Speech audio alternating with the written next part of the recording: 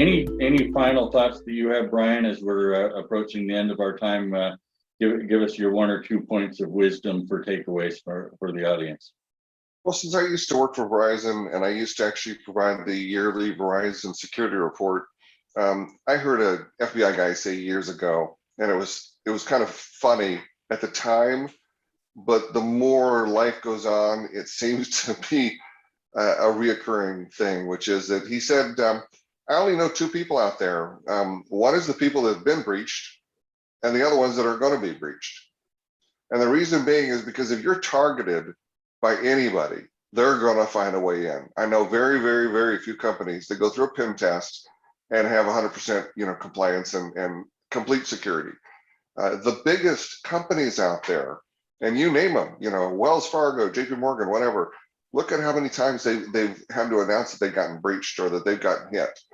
So if a major company with thousands of people that are doing security is getting hit, you got to look at the fact of have I been breached, or do I even know if I've been breached if I have been? Because according to the Verizon report, it takes a year before most companies even find out that they've been breached. So by that time, you don't know how much that they've gained information-wise on you and what they've got. And personally myself, I get tired of hearing how a company had to accidentally wire $800,000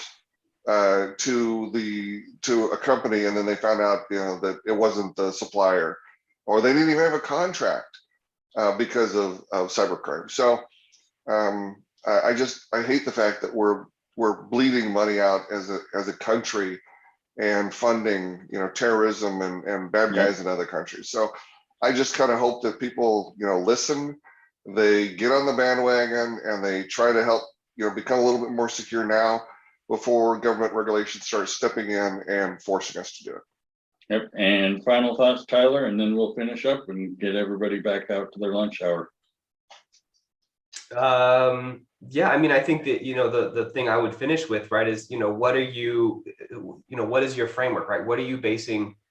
I assume you're doing something, right? You have antivirus, you have a firewall, like you're doing, like I assume you're doing some basics, but like, what are you basing your? So you feel like you're like, I guess if somebody asked you, are you doing enough in terms of security? How would you answer that, and what would you base that off of, right? Like, what's your metric? What's your measure? What's your ruler, right? Like, you can't build a house without some frame of reference inside. Like, you need something to measure that stuff off of. What are you measuring your security off of? What's your framework?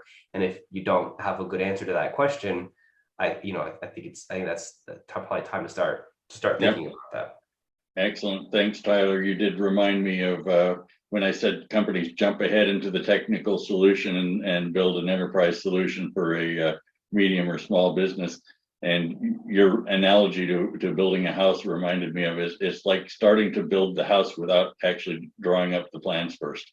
Yeah. You need somebody to be an architect and actually decide where the walls are going to be, what the house is going to look like. So thank you for all of our attendees. I appreciate you guys showing up, and if there's anything that we can do to help you guys either directly or somebody in your universe that needs help, either from a technical implementation side for TV consulting or a security advisory service, VCSO type engagement for Cosant, we would be happy to have any conversations with no strings attached. So with that, and thank you to our speakers as well, Brian and Tyler. Great day.